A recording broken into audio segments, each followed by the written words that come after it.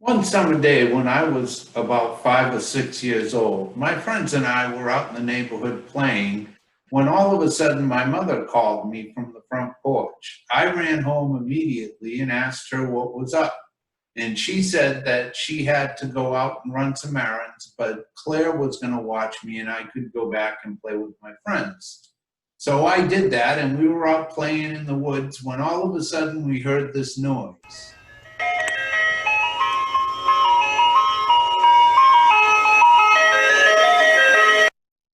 And as everybody knows, that's the sound of the ice cream truck. We all got excited and ran home, and I ran over to Claire, my next door neighbor, ran up her back stairs and knocked on her back door. She came to the door, and I asked her if I could have some money for an ice cream because the ice cream truck was here. Sure, let me get some change. And she went back in the kitchen and came back out. Here you go, honey. Have fun. And handed me a quarter, because back then a quarter could actually buy you something. So I went out to the ice cream truck and bought an ice cream. As a matter of fact, I believe it was a chocolate eclair bar, and boy, was it good. And so after we all ate our ice creams, we ran back out to the neighborhood and continued playing. And a little while later, we heard this sound. Another ice cream truck was in the neighborhood. So we all ran back home, and I ran over to Claire's. I ran up the back stairs, and I knocked on the door again, and Claire came to the door, and I asked her if I could have some more money because another ice cream truck was here. You just had one. And I said, yes, I know, but that's okay. I can have more than one ice cream. And she said, No, I think you've had enough. And I said, but I want an ice cream. I said no. And I said, but I want an ice cream. I said no. And watch your tone with me, young man. And I said, I don't care. I don't need your money. I can go home and get my own money. And she said, Go ahead. And I stormed off her back porch and ran over to my house, went up the stairs, opened the porch door, and went in to try and get in the back door. Drat, it was locked. Now what do? I'm looking around on the porch, and there I see it. I walk over and pick it up. It's a shovel. I swing it at the door. Uh-oh. I broke the glass window. I dropped the shovel, and then I began to think, oh my God, he's gonna kill me. My father's gonna kill me.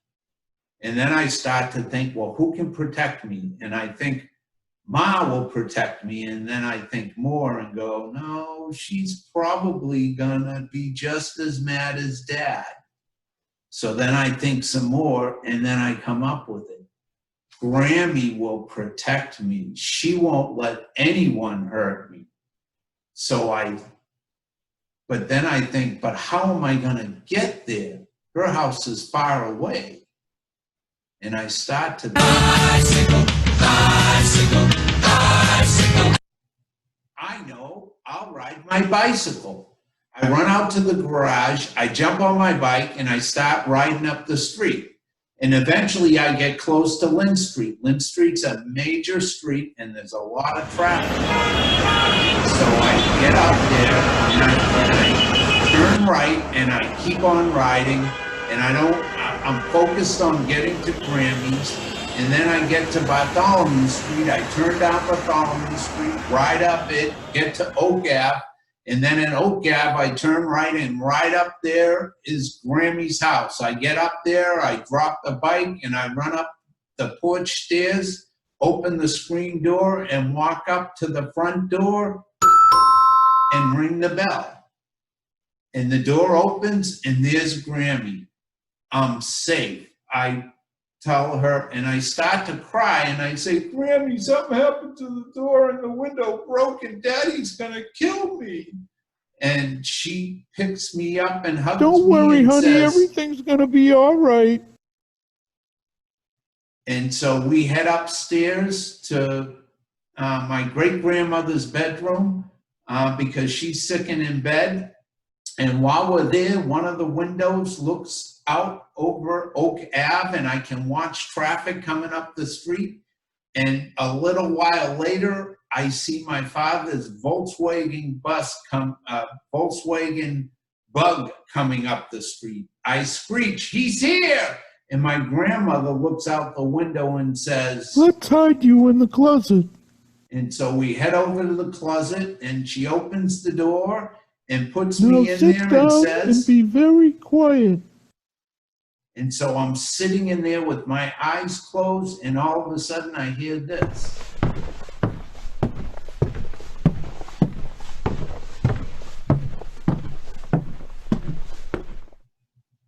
Where is he? Where is who? Now, just to let you know, many years later, I would find out two things about this day that really disappointed me. First, as soon as I got there, my grandmother had called my mother and told me I was there. And the second thing, and it was even more disappointing, was when my grandmother said, "Where's who?" she was pointing to the closet. Then the door opened, and there he was. And I'm here to tell you that while death was never on the table, my fears were certainly justified because my father believed in the old adage, spare the rod, or in his case, the belt, and spoil the child. So my hide was tanned that night. But the moral of the story is, when you break the window, you might as well go in and get the money so you can enjoy the fruits of your crime. Mr. Toastmaster.